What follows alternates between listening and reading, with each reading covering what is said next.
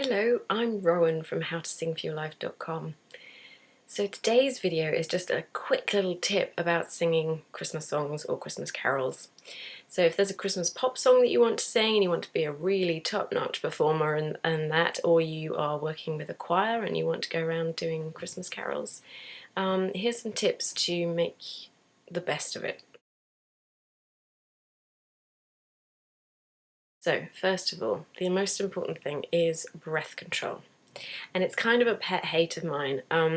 It's quite easy to end up singing like those kids in assemblies who just sort of sing lines of carols and take a huge deep breath and then take a huge deep breath and so on. And there's a lot of that goes on. So that can be quite frustrating when you get silent night, holy night. It's just, I hate it. So the thing to do when you're singing a Christmas carol or a Christmas pop song is to think about, where are the breaths in this? Where do I need to take a breath to make this work? So if you have your lyrics written out, nice lyric sheet, you need to just put in a little mark where you need to take a breath. Now if it's nice and straightforward, it might be a case of just putting a mark at the end of each line, and then maybe one little bit will be in the middle. Maybe in the chorus you have to take a breath in the middle of a line or something. That's fine, as long as you are prepared for that and you know you're going to need to take a breath then, do it and take a full breath. But don't come off the end of the line before that breath a little bit early in order to do so. Because the worst thing you can do is come off a line that was sounding great and then it just tapers off. So for example, I've got here the lyrics of quite a well-known Christmas pop song in England, and it's called Stop the Cavalry, and it's quite fun and people enjoy singing it, I think partly because there's a kind of particular accent the guy sings it in the original as well, and also it's got a really kind of umpa sort of feel to it. So if I was singing the first few lines of this, even if I'm just giving it a little rough run through, I need to think about where I'm going to take my breath. So if I've got something like, hey, Mr. Churchill comes over here to say we're doing splendidly, but it's very cold out here in the snow, marching to and from the enemy. Oh, I say it's tough, I have had enough, can you stop the cavalry? Okay, I realise there that I can get through a whole line without taking a breath in the middle, but I do need to take a good breath at the end of each line. So that's fair enough. So now that I know that, I need to make sure that I don't taper off with my energy at the end of the line. Okay, the second thing.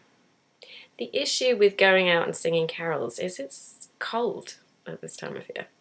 So if you're singing carols in church, or you're singing outside people's houses, or you're singing somewhere where you're feeling like, you know, the heating is just not really particularly strong right now, the best thing you can do is take a flask with you, or some other kind of, you know, little coffee cup thing that you can keep some herbal tea warm in. Herbal tea or something without milk. Don't have milk in it, not good for your throat really. If you have to have a dash of milk, I might let you off, just because it's Christmas. But yes, that will help you stay warm, keep your throat warm as you're singing. There's nothing worse than trying to sing a really strong, clear line and being freezing cold. The two are just totally incompatible. Okay, and my third tip for singing a Christmas song is to make sure that even if you've sung it hundreds of times and everyone else has sung it hundreds of times, that you still have that level of respect for it where you kind of come to the song anew each year. So you're looking at it anew and thinking, what can I do with it this year to really enjoy it, to really make the most of it? So for example, there are a number of Christmas songs that have certain little almost silly sounds in them. For example, in this song that I was singing a little bit of earlier, we've got a kind of bridge section or chorus section where most of it is sung as dubba dubba dum dum dubba dubba dum dubba dum dum dubba dum dubba dubba dum. Okay, now that can seem pretty silly if you're kind of going, oh, this is really a bit embarrassing. If you don't put the energy behind it, it will seem silly. There's no two ways about it. Okay, you get that in Little Drummer Boy as well. So we get Rum-Pa-Pum-Pum or something that's sung in that song. You know, there's all sorts of weird things that happen in Christmas carols. So you have to put the dedication and respect behind it that shows that actually there is something in this song, and there is a good reason why this song is sung every year, because it's, you know, there's a good reason it's popular, because it's catchy, because people remember those things. You know, how popular was that Kylie Minogue song that has the chorus that's just la la la? I mean, you know, these things are catchy for a reason, so have respect for that and put the same energy behind it, even though it may seem a little bit silly.